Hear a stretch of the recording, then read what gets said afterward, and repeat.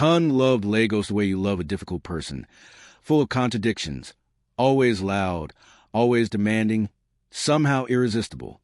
He loved the waking throb of the city, the chorus of generators humming after NEPA flicked the lights, the hawkers on Herbert Macaulay's singing gala, cold pure water, like it was hymnal, the soft splash of rain on tin roofs in Surulere after heat had bullied the afternoon. He loved the city like a promise he had decided to keep.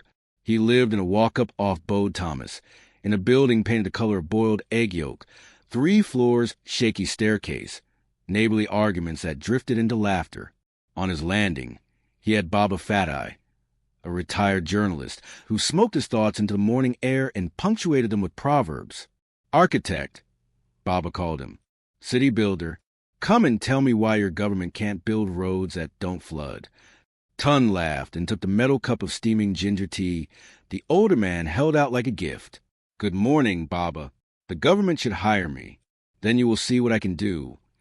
Young people in their mouth. Baba grinned, gray mustache making brackets at the corners of his face. Better hold on to the one thing you can build that will not fall. Relationships.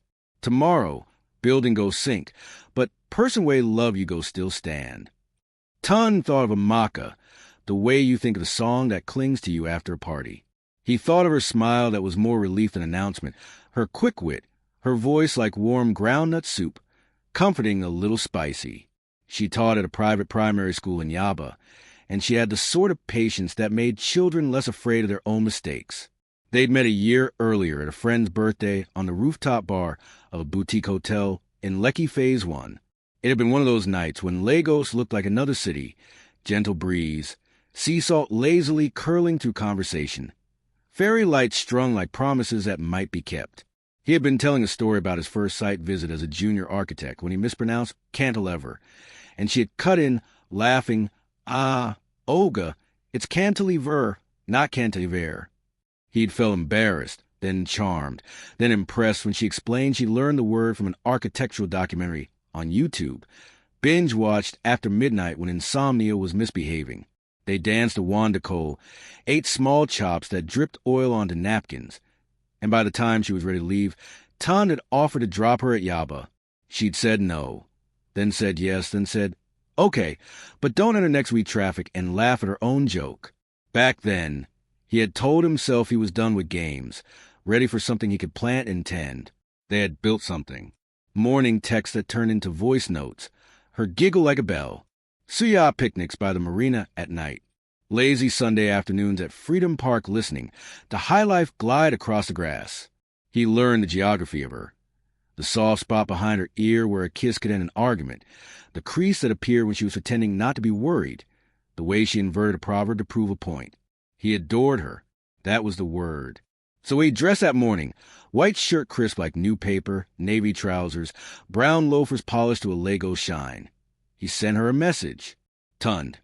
Madam Teacher, Oyinbo children ready for you today? Amaka, as ready as the new crayons I bought. Don't forget our dinner tonight. 7:30. I booked that place in 6. Tund. As for me, I've been ready since 1999. Amaka, please. In 1999, you were chasing kites and eating puff-puff. Tund. And now I'm chasing you and eating jollof. Growth. She sent a voice note with a playful sigh. A bag, go to work. I'll call it lunch. He left the building, nodded at the woman roasting plantain on the corner, caught a danfo on Bode Thomas that was somehow already full of people and noise and patience. At Ojalegba, he squeezed out, wriggled down to the BRT queue, shoulders brushing strangers and apologies bouncing like rubber balls. All the while, Lagos vibrated. The boy with a tray of apples, the conductor's throat made of gravel and smoke, the rider on a motorcycle weaving like a rumor. His office in Victoria Island sat on a quiet street where hibiscus hedges tried their best against exhaust fumes. The firm, Okoye and Partners, was small but upwardly mobile. Glass doors, an open-plan arrangement with big hopes, large monitors, and air conditioning that fought valiantly against the afternoon sun. Ton was good at his job. He knew it because he worked when others paused, not out of compulsion, but out of a hunger that felt like belief. He wanted to draw something in Lagos that would outlive a political cycle. By mid-morning, a new client walked like a breeze that knew it was welcome. Ms. Lawal from a boutique fashion house. Kemi by name. Tall, elegant. Her dress a simple line of color that seemed to make light behave. She introduced herself with a smile that held back a story. He stood to shake her hand. I'm Tunde. How can we help you? She explained. They were expanding and needed a showroom renovation in Lekki. They wanted something airy, something Lagos, but not too Lagos. Its energy without its chaos. She talked with her hands, decisive without being severe, and he liked that. Halfway through, the partner assigned the project to him. Tunde took notes quickly. Ideas multiply like Lagos traffic, and then finding lanes. Also, she said, glancing around at the studio's framed prints, I think I know your girlfriend. He blinked. You do? Kemi, she said, tapping her chest with a light laugh. Amaka's friend. We grew up 2 streets apart in Surulere. Small city disguised as big. Ah, Tunde said, surprised and pleased. Nawa, Lagos is truly a village. I'm Tunde. She already knew. You're the architect who sends flowers to Yaba, she teased. She showed me. Yellow roses on a random Tuesday. You're spoiling that girl. He grinned, a little proud. It's not spoilage if she deserves it. You men, she said, rolling her eyes in a friendly way. Anyway, let's do this project. I'll send the measurements today. He promised to send a concept by Friday, his voice steady, his mind adjusting. It felt good to meet someone who knew Amaka. It felt like the world was smaller, easier to hold. At lunch, he stepped out to the tiny cafe behind the office where the best mwah lived. The call came as promised. How's my favorite client? Amaka asked, amused. Busy, a beg. Guess who came in today? Your friend. Kemi. The pause was almost imperceptible. Kemi Lawal? Yes, he said. She's doing renovation for her fashion place. Amaka's voice evened out, a reserved warmth. That's nice. She's doing well for herself. I like her vibe, he said. Sharp. Amaka chuckled softly. Kemi is vibes. She's also complicated. But aren't we all? What do you mean complicated? Don't worry, she said. You'll see small. Anyway, are we still on for dinner? We are, he said. I've missed your face. Flatterer. Eat something. Don't drink only coffee. He looked at his half-devoured plate. I'm eating mwah. Good boy. They talked about traffic, about her student who drew a goat that looked like a cloud, about the price of tomatoes, about the book she just finished. Ordinary things that somehow felt extraordinary because a loved one was on the other end. He hung up feeling full of gratitude. And then work pulled him under and the afternoon sped. By 7, he was back on Ozumbambadu, lights of Victoria Island grazing the water. They met at a small place. White walls, art that knew its worth, plantains that tasted like care. Amaka wore a green dress that had no intention of apologizing for its beauty. It was easy between them, the food and the teasing, the planning and the gentle arguing about whether planned so much. At some point, she said, So, Kemi, be careful. He laughed. Why? Is she a witch? Don't be silly. She just likes attention like the rest of us. And she's used to getting it. She's my friend. I love her. But she's bright light. With bright light, you adjust your eyes. He nodded, not fully understanding, his heart making a space that was meant for only one. They held hands under the table like teenagers. They walked out to the night, 6 making its glamorous noises. He took her home. At her gate, she broke into a grin and pecked his cheek. We're doing well, Tunde, she said quietly, like a secret worth guarding. We are. He drove home with the radio loud and his mind soft, feeling safe. The next few weeks were a good kind of busy. Tunde's team pitched Kemi's concept. Clean lines, a soft arch at the entrance that nodded to old Lagos bungalows, an interior that took light seriously. Kemi loved it. She brought Puff Puff to the office to celebrate, dusted with sugar that left sweet fingerprints on glossy printouts. They began site visits. Kemi was as involved as any client Tunde had worked with, on calls late, on site early, asking sensible questions like, if we want the space to breathe, why is this display wall all the way up? And questions that were less sensible but somehow charming, like, can we make the mirrors make people feel taller? He teased, she countered, they laughed. It felt like teamwork built on boundaries.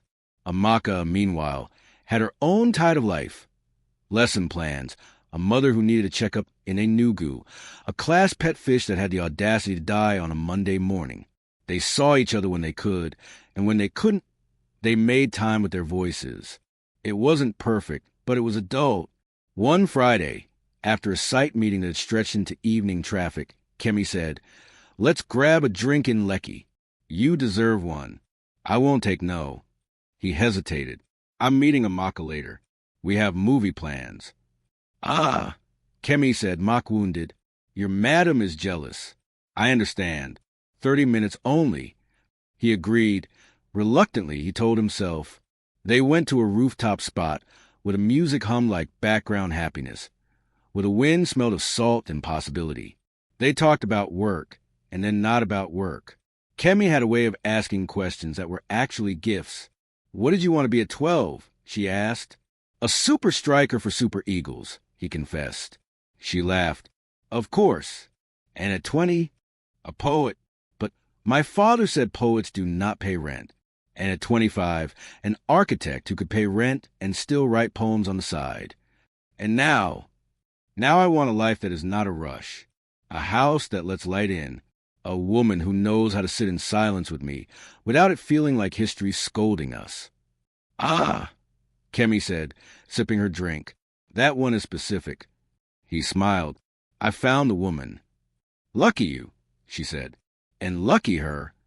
They clinked glasses. The conversation shifted. She told him about her father's small fabric shop in Tejuosho, how he measured dreams in yards, how she learned to hold cash in 2 different purses. One for business, one for survival. She told him about outgrowing friendships like shoes. He told her about Baba Fathai and his morning proverbs, about the way his mother could laugh and scold at the same time. 30 minutes became an hour and 15. He checked his phone and felt guilt pinch. I have to go, he said, standing, heart racing a little. I'm late. Her eyes flickered with something unreadable. Of course. He messaged Amaka. I'm sorry traffic carried me. Can we shift the movie to tomorrow? She replied, I'm okay, but call me when you get home. He called later at his gate, apologized with sincerity, described the site delays. He didn't mention Kemi, not because he wanted to hide, because he told himself it wasn't necessary, because sometimes a person edits reality to fit the picture they already like.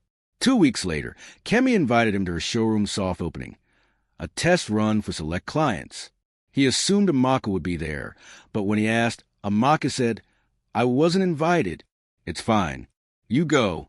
Send me pictures. He was surprised. You weren't. Tunde, she said lightly. It's work. Go. He went. He took pictures. The space looked exactly as he'd wanted it to. Warm white walls, light catching on brass rails, mirrors that flattered without lying, a floor that felt like a high-end secret. Kemi wore a silk set in orange that shamed the sun, and she moved around the room like a host who loved her guests, which she did. Congratulations, he said, handing her a small plant. Zizi low maintenance, a living symbol. You again with your soft gestures, she teased. Eyes soft. Thank you. It goes here. The speeches were short and sweet. Someone whispered that Kemi had done this fast, had executed like a person with ambition that didn't bully people. Tunde felt proud, felt his fingerprints on the room, and something else he couldn't name. When the event ended, a handful stayed back. The music turned down to intimacy. Wine refilled itself. Kemi sank into a couch, legs folded. To us, she said, holding out a glass. To us, the small group echoed. He was about to leave when she asked, Are you happy, Tunde? He didn't lie. Most days. And the other days? The city is heavy. Work is heavy. I wonder if I'm doing enough to earn the life I want. You are, she said, and there was a tenderness in her voice that surprised him. You are enough. He stood to go. She stood too. They hugged. It should have been innocuous, a word made flesh. Congratulations. But the hug lingered, a shade too long, long enough for breath to pick a rhythm. He felt the quiet hum of her presence, the way you feel the nearness of rain before it starts. He stepped back first, flustered. "Good night," he said. "Good night," she murmured. On the drive home, he accused himself of imagination. It was nothing. It was a hug. He pushed the thought into the glove compartment of his mind, closed it. He didn't know it yet, but a hinge had loosened. Betrayal never arrives as a thunderclap. It drips. It drips as jokes you don't correct, as calls you take in the car on your way to see someone else, as an emoji that lingered too long, as a thought you refused to call by its name. A week later, Kemi sent a message at 10:47 p.m., a photo of a dress on a mannequin with a caption, "Should we bring the rail lower? I'm thinking accessibility." He replied because it was work. "Maybe. Let's measure." Then she said, "You're awake." "And you?" He typed, then backspace, then typed again. "And you too." "I'm always awake," she wrote. "My brain does night duty." They bantered. It felt friendly. It felt safe. He told himself it was safe because he and Amaka were solid. He told himself many things because he was a man who believed in the stories he told. They started seeing each other outside site visits. Accidental at first. At a friend's Owambi, where the Asawabi glowed like community. At a brunch where Lagos people pretended pancakes were personality. Each time, they talked longer than they should. He liked the efficiency of her mind, the way she made the present feel crisp. He liked that she knew Amaka, that there was no need for formal explanations. Their common friend became a salve he rubbed on his conscience. Then one Wednesday evening, the rain came down hard, the kind that made Lagos remember it was built on water. He was closing from the office when Kemi called, her voice uneven with frustration. "Tunde, I'm stuck near Marwa. Car trouble. My battery is playing us, and these streets are misbehaving." He pictured the road, lights smeared by rain, hawkers drenched, cars turning into angry islands. He didn't think. He decided. "Send your location. I'm coming." He found her under the eave of a closed shop, rain turning the world into lines.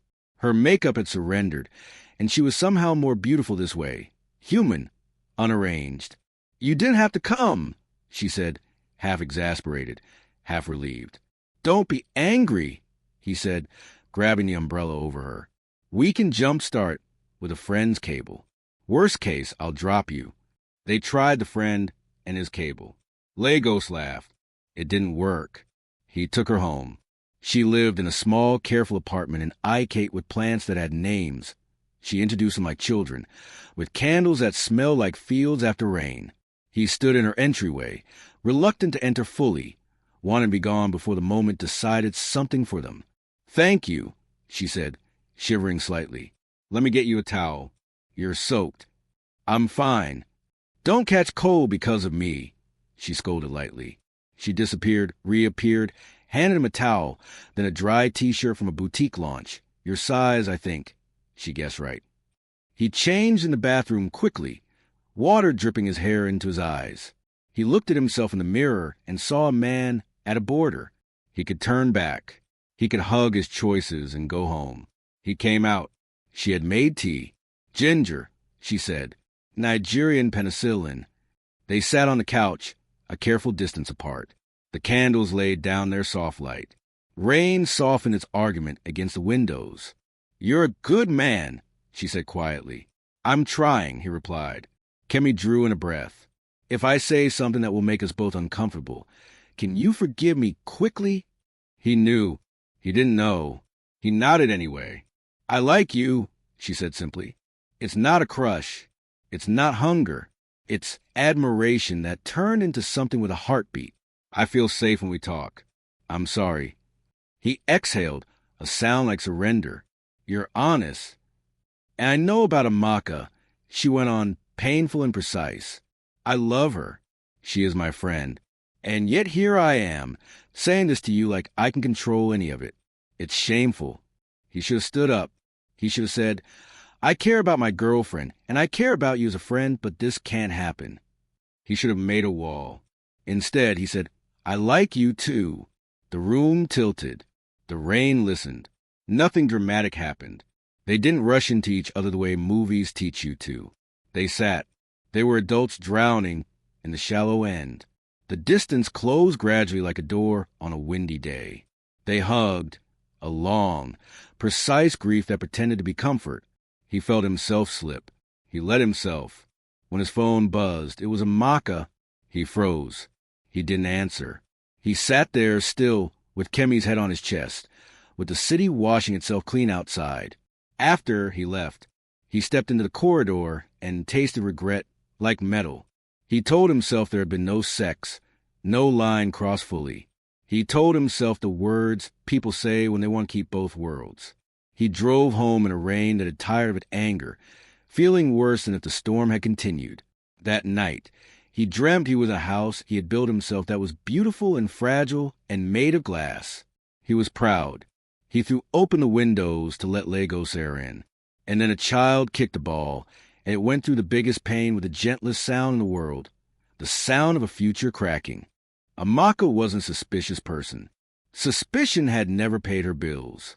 But she believed in patterns. She taught children that patterns make sense of chaos. And what she saw in Tunde was a pattern. He canceled once, then twice. He missed a Sunday call. He answered another with the cautious tone of a man at a loud place, trying to make quiet in his voice. She did not leap to conclusions. She wrote them down and looked at them later. It was Kemi's lipstick that decided it.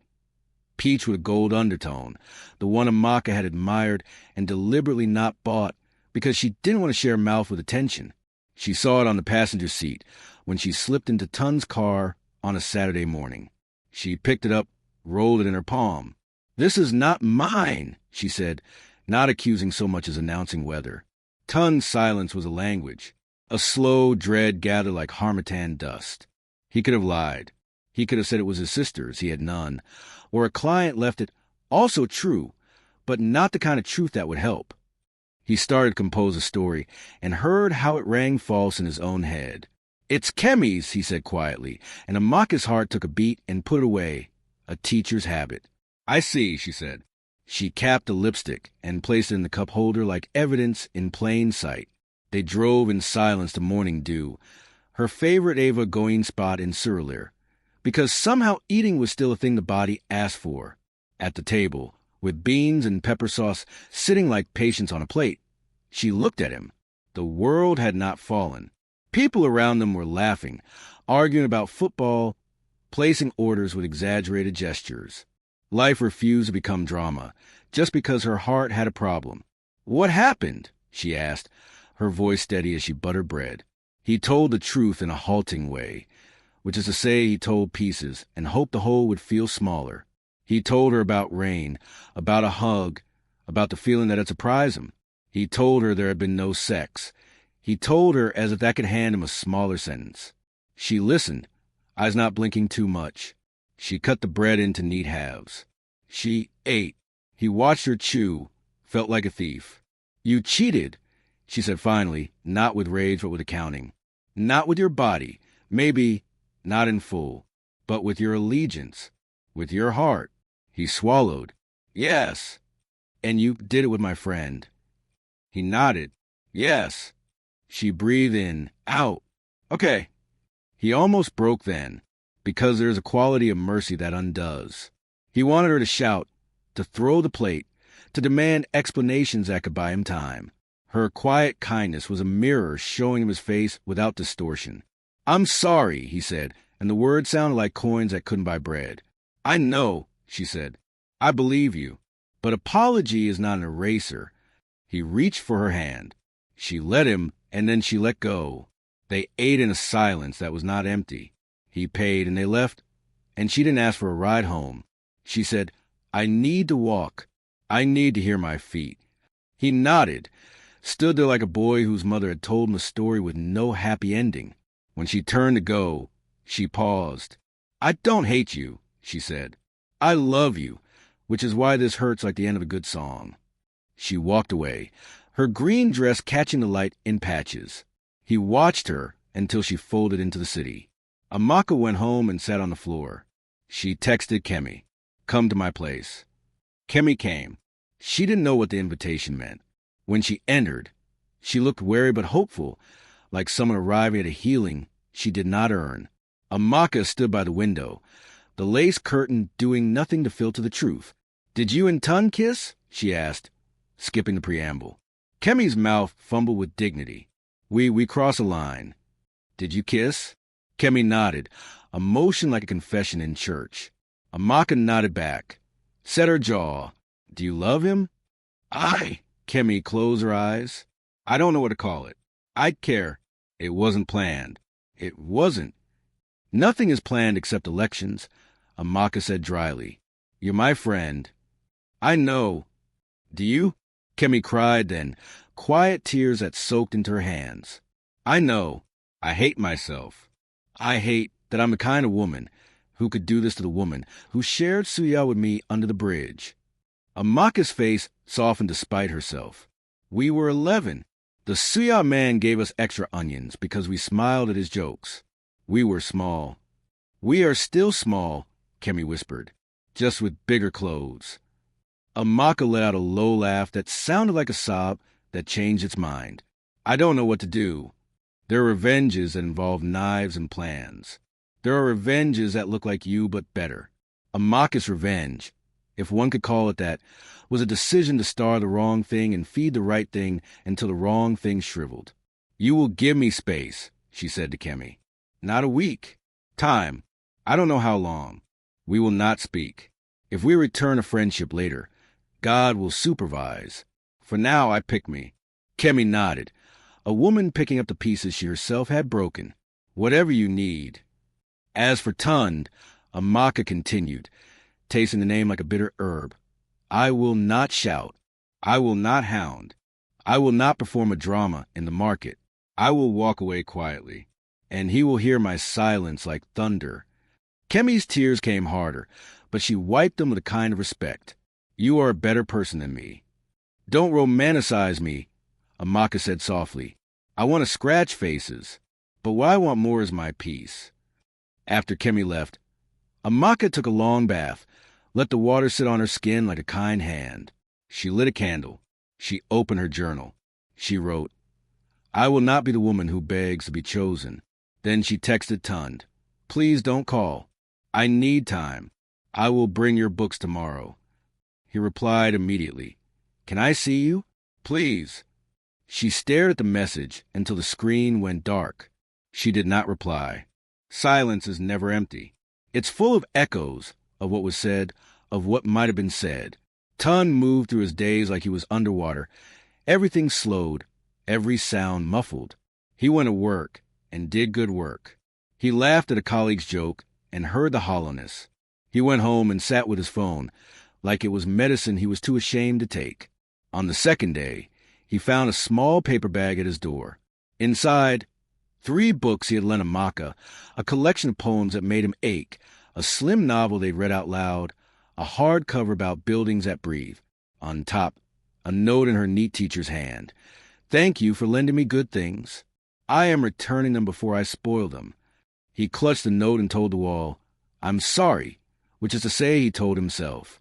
Then he went to Baba Fatai. Baba said after listening, his eyes soft with disappointment that wasn't cruel. "You have eaten your beans, and now you are thirsty." "I messed up," Tunde said. He was not interested in excuses. He felt like a man who had tripped and dragged other people down with his fall. "2 truths can live in the same house," Baba said, balancing his cup on the arm of his chair. "You love Amaka. You also like Kemi. One is not a lie, because the other is true.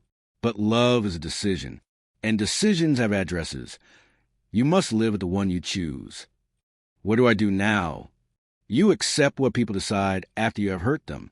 You do not rush their healing to accommodate your regret. You also stop making it about you." Tunde winced. "Ouch!" "Better to be wounded by truth than massaged by lies," Baba murmured. "Call her once. Tell her you understand. Then leave her be. Become a man she could forgive if she wanted to. Not for her. For yourself."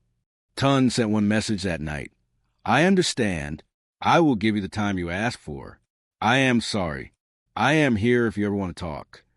He put the phone down like it was a ritual object. He tried to live. It's not easy.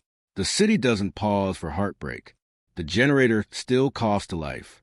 The Danfo conductor still says, Oshity, Oshity. So he woke, showered, wore shirts that didn't feel right, answered emails, drew elevations. He blocked Kemi's number for a week because he didn't trust himself. She didn't try to breach the quiet. She understood a quiet that was not hers to shake. Amaka, on her end, curated distance like an art show. She went to work every day, wore colors that made children happy, read to them about a boy who wanted to touch the moon. She told herself she would not be defined by the worst moment of her year. She made a list of things she wanted: to learn to swim, to take a pottery class in a koi, to save for a trip to Calabar for December. She decided to start running at the stadium early mornings before the sun learned its role. One of those mornings, she ran into her cousin Chaik, who ran with the tall ignorance of man who could eat at midnight and still not add weight. Ah, see our primary color teacher, he teased, slowing down, adjusting his earbuds. She rolled her eyes. Chaik, you're running from or to something? He asked, grinning. Don't be annoying. He studied her face, instant cousin radar. You're not okay. Who do I beat? No beating. Just adult nonsense. He jogged beside her, matching her pace. I have a friend, Ada. She runs with the Koi group on Saturdays. Good energy. Join us this weekend. No pressure, just people moving forward at the same time. She hesitated, then nodded. Okay. That Saturday, she met Ada, confident, funny, a tech founder with natural hair that understood the assignment. Ada wasn't hitting on Chaik. They were friends. But Ada's friend, say, a photographer who loved light and silence, fell into step with Amaka and made her laugh with a simple joke about how Lego's gym playlists always put you in a relationship with the treadmill. Amaka wasn't interested in replacements. She was interested in being replaced by herself. But she let herself be where people were kind. She joined them for smoothies afterwards.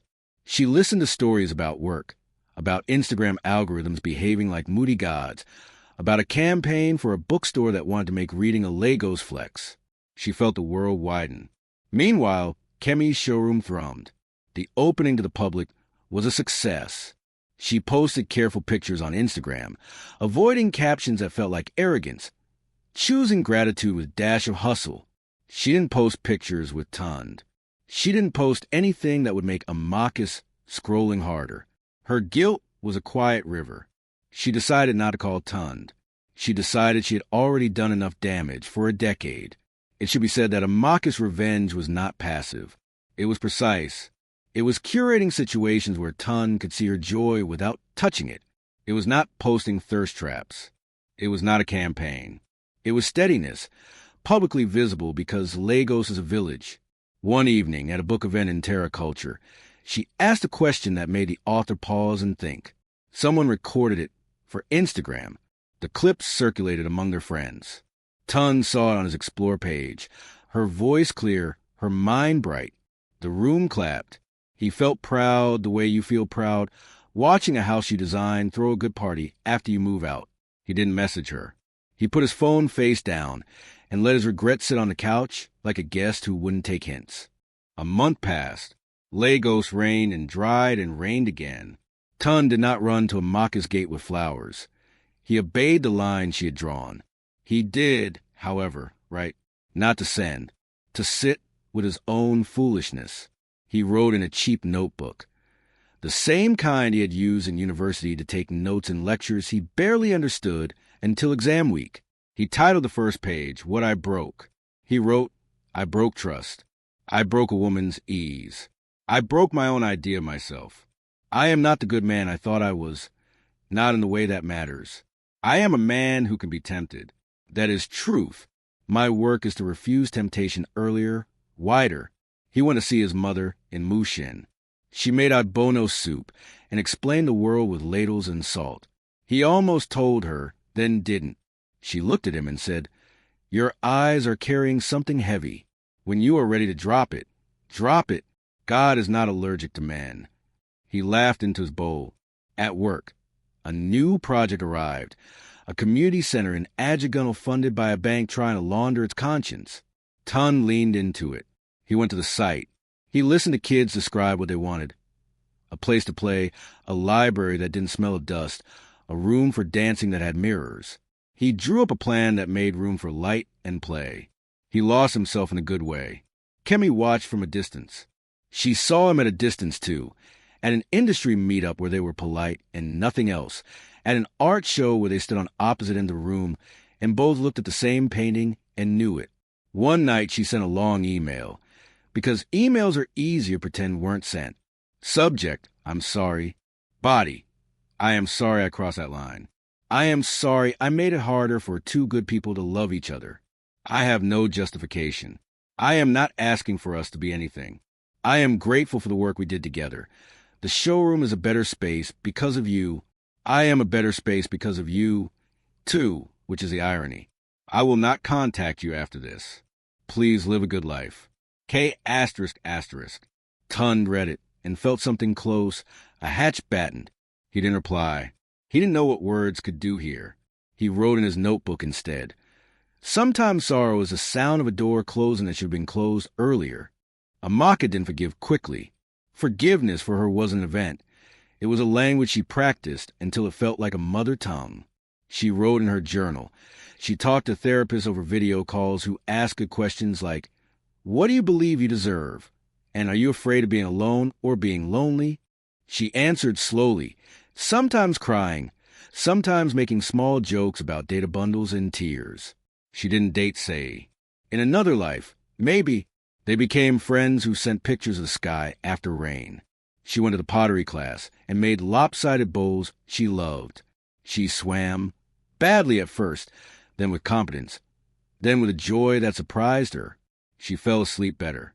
She laughed with her students about the stubbornness of crayons. On an ordinary Saturday, she ran into Tunde at a cafe in Anakin. The city had decided their currents should cross. He was alone with a laptop, a cup of coffee he hadn't touched. She came in with Ada, hair tied up, cheeks flushed from laughter. He saw her in the way a person sees color after a week of gray. He stood up before he could second-guess himself. Hi, he said, voice careful. She smiled, a real smile, the small one he had always loved. Hi. Ada introduced herself, eyes taking the situation like a good friend does. She made herself scarce quickly with a muttered, I'll be on the patio. Tunde gestured awkwardly. Can we? Amaka nodded. They sat. The cafe was loud enough to let privacy grow in a corner. How are you? He asked. I'm okay, she said. She meant it. You. I'm trying to be okay the right way, he said. She nodded. Good. They didn't perform summary statements. They talked like people who had known each other well, and were trying to respect that knowledge without overusing it. He told her about the Adjugunle project. She told him about swimming. He laughed in wonder, the way you laugh when you discover your shoe can fly. At a lull, he said, I am sorry again, not to reopen the wound, to honor what I broke. She looked at him, saw the work in his eyes. Thank you. I accept your apology. Silence. Not heavy, not light. A pause that was a bridge. I'm not ready to be what we were, she said softly. Maybe I'll never be, but I don't hate you. He swallowed. I don't expect. I want your happiness. Amaka, with me or without me. That's new for me. I used to want to be the one. She smiled a tired, kind smile. We all want to be the one. They parted with a hug that was brief and clean. Ada reappeared and linked arms with Amaka. As they left, their laughter like a ribbon. Tunde watched her go, feeling like a man who had been given a small mercy he would not spend carelessly. Lagos gossip is efficient. It didn't take long for mutual friends to observe. They are talking again. But talking didn't mean returning. They didn't slide back into old habits. They built something else, cautious, respectful, with long intervals of silence. One evening, after the community center opened and children ran like light in the courtyard, Amaka went to see it quietly at dusk. She didn't tell Tunde. She just wanted to see. She watched girls dancing in front of the mirror, watched a boy turn the pages of a big picture book like he was turning a new country in his hands. She stood there, leaning against a low wall, feeling pride for something she had no hand in building. Tunde saw her from the office window and didn't rush. He came down when she had already decided to leave. "You saw it," he said, walking up with his hands in his pockets so she wouldn't read them wrong. "It's beautiful," she said. "It feels like it was built by someone who believes children deserve more than apologetic spaces." He inhaled. "Thank you." They stood there, quiet. The sun did Lego sunset things, pinks and golds wasting themselves on concrete. He wanted to ask for another chance. He didn't. He had learned that wanting and asking are different languages. "Do you ever wish the thing hadn't happened so we could be simpler?" she asked suddenly, voice gentle. "Yes," he said, "every day."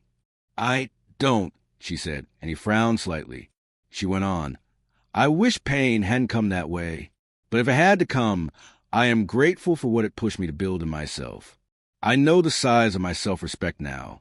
I can measure it in full daylight." He looked at her like a student. "You're remarkable."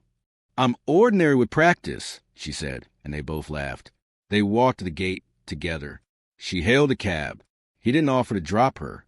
When she got in, she turned back and said, "Eat well. You look thinner." "On it," he said, tapping his stomach with humor. The cab pulled away. He stood there longer than necessary, letting the dust settle on his shoes like time. There are many endings. Some are beginnings in disguise. Months folded into the kind of year that wave-washed the edges of sharp memories.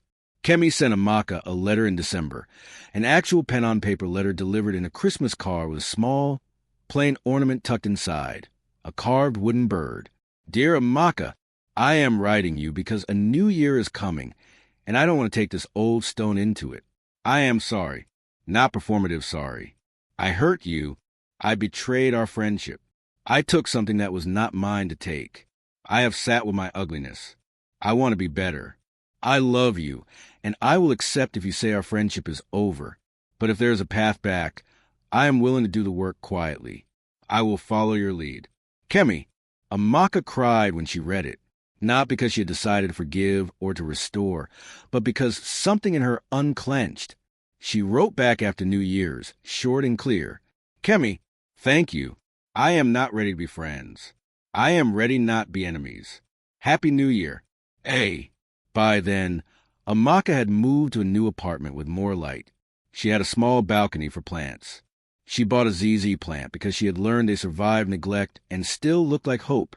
She placed it by the sliding door and named it Patience. Tunde got a promotion, not because of survival guilt, because he was good. He celebrated at a small restaurant with colleagues, then took a long walk by the water alone, letting the night air talk him down from the high. He messaged Amaka, "I got senior architect. I wanted you to know." She replied, "Congratulations. You've earned it." He called his mother. She said, "God is not allergic to men." And he laughed again, deep and relieved. One Sunday, he found himself near the swimming pool where Amaka took lessons and walked in, not planning, just curiosity. He stood at the glass and watched her move through the water, a stroke that had matured into something beautiful. When she climbed out, she saw him, and he felt like a boy caught stealing mangoes. "You look like a prayer," he said before he could stop the words. She rolled her eyes, smiling. "You and your mouth. Can I sit with you for a minute?" She nodded. They sat on the bench in the wet heat, her towel a bright blue, his shirt clinging to the air's damp. "How's Ada?" he asked.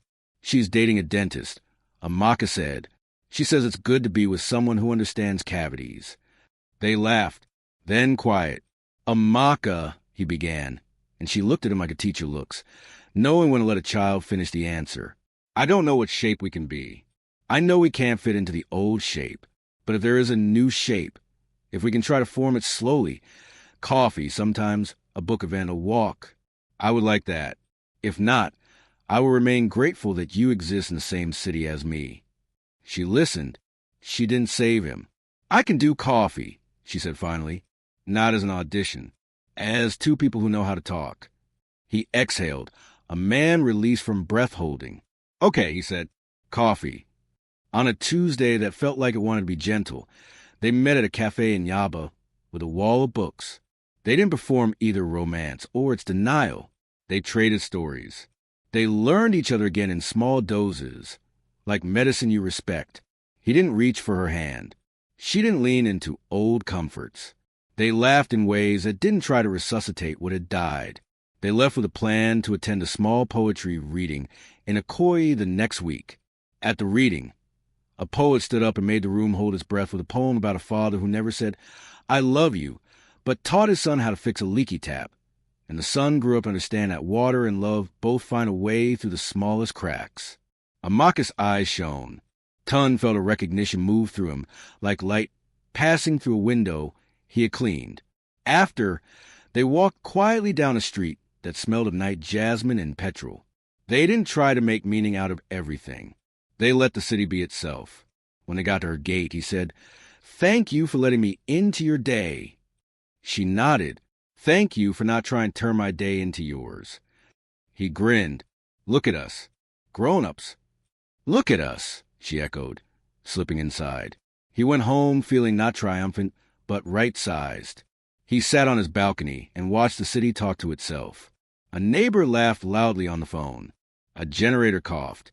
Somewhere, a radio played a song Frankie did decades ago. He felt human in the best, smallest way.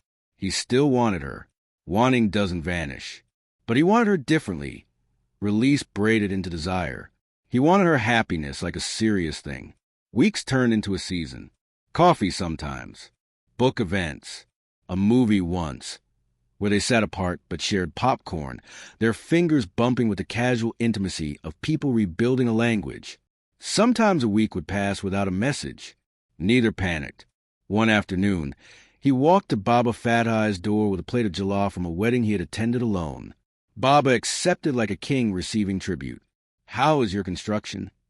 Baba asked, eyes twinkling. "I am reinforcing foundations," Tun said. "No shortcuts. Permits in order. Materials tested." "Good," Baba said, eating. "You know, my wife, God rest her, once left me for 3 months because I behaved like a goat in trousers. When she came back, she didn't come back to the same house. I had changed the chairs and the lighting. She said, 'Who is this man?' I said, 'A man you can come home to.'" He chuckled. "It is not about apology. It is about architecture." Tund laughed. "You always bring it back to design. What else is life but design?" Baba said, "Even love, especially love." There was no thunderclap moment, no orchestral swelling. One evening, after a quiet dinner at a small place in Surulere where the waitress knew Amaka's name, they walked towards her street. The air was cool, a blessing. A child rode past on a small bicycle, singing to himself. Someone was frying akara somewhere close. The smell wrapped around them like a story your grandmother repeats because it keeps you safe. Amaka stopped and looked at Tun for a long time that was not awkward. He stood there and did not fidget. "I've been thinking," she said. "Of course I have. I am a woman, we think. I ask myself if I am holding on to anger because it gives me shape. I ask myself if taking you back, if that is what this would be, means I am abandoning my own standards.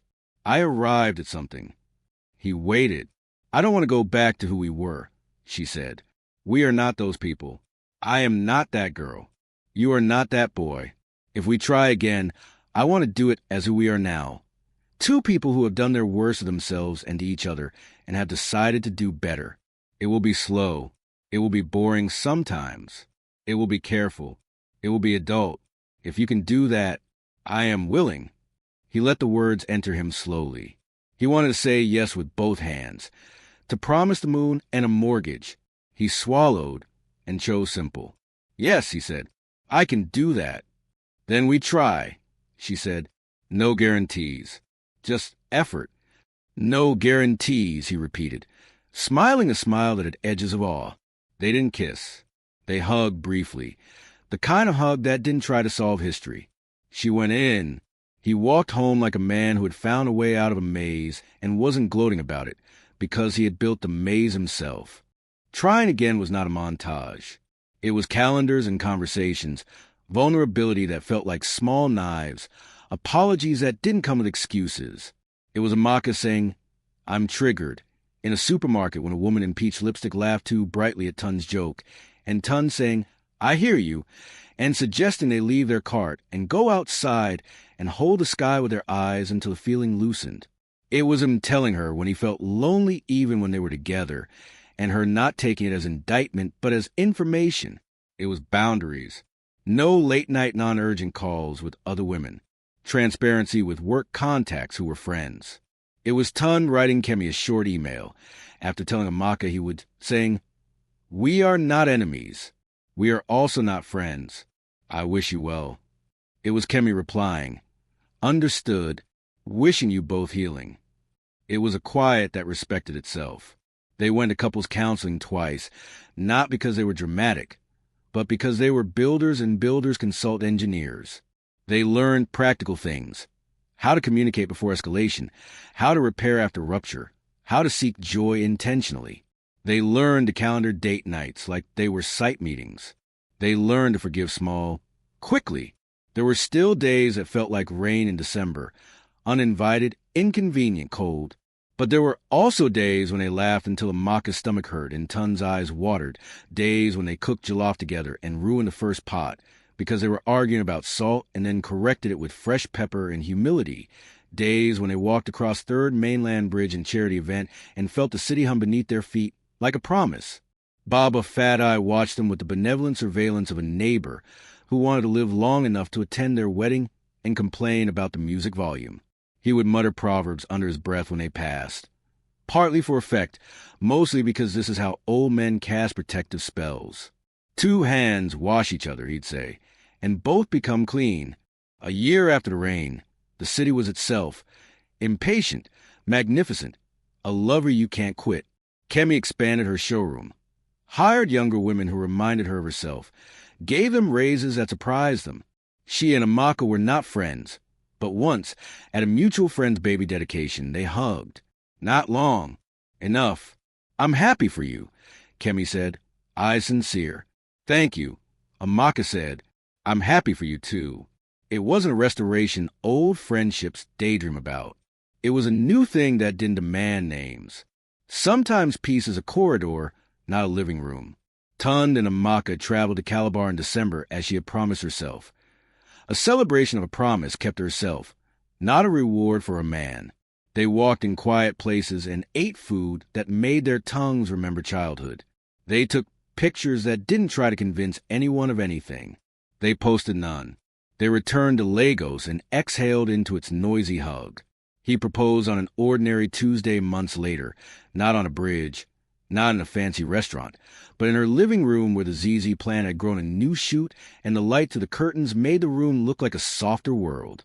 He said, "I want to build a life where our love is not a performance, but a practice. Will you marry me?" She said yes. Not loudly, not like a movie. Yes, like a decision you choose every day. There was no revenge spectacle. The revenge of the quiet rebuilding of self-respect. The serene joy of moving forward without bitterness. The living well that made apologies look like the beginning, not the end. The city bore witness, and so did the people who mattered on their wedding day, small, deliberate, with jollof that slapped and music that didn't argue with elders.